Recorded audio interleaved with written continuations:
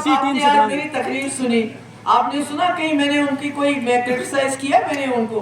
मैं तो कहती हूँ हमें नेशनल कॉन्फ्रेंस और पीडीपी की जंग नहीं है, इस वक्त जम्मू कश्मीर के लोगों की पहचान की जंग है, वजूद की जंग है। हमारा वजूद ही मिट जाएगा अगर हम इस वक्त सोच समझ के ऐसी आवाज को पार्लियामेंट में नहीं भेजेंगे जो वहाँ हमारी बात बिला खौफ करे।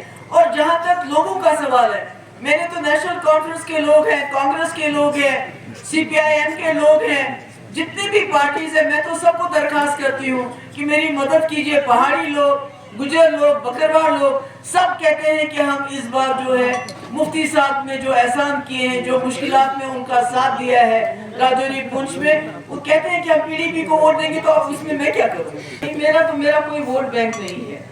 हमने और मुफ्ती साहब ने राजौरी पुंछ में लोगों की बहुत खिदमत की है। जब वहाँ लोग कोटा से, टास्क फोर्स से, इखवान से परेशान थे, घर से बाहर नहीं निकल सकते थे, तो मुफ्ती साहब ने उनको उस मुसीबत से आज़ाद किया। मुगल रोड बनाया, बाबा गुलाम शाह पातशाह यूनिवर्सिटी बनाई, मेडिकल कॉलेज बनाए, कॉलेजेस बनाए, DPS स्कूल बनाए, सड़कें बनाई।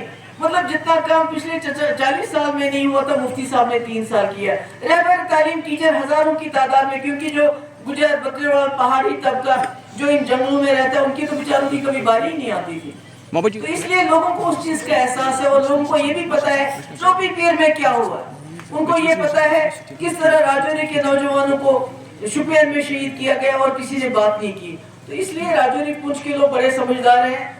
राजौरी पुंछ के पहाड़ी, गुजर, बकरवाली नहीं, वहाँ का जो सरदार भाई है मेरा, वहाँ का जो हिंदू भाई है, सब समझते हैं कि अगर जम्मू कश्मीर की जो जायज आवाज को दिल्ली में भेजना है तो वो पीडीपी की है। मेरा ये मानना है कि बीजेपी बहुत घबराई हुई है इस वक्त इंडिया अलायंस से।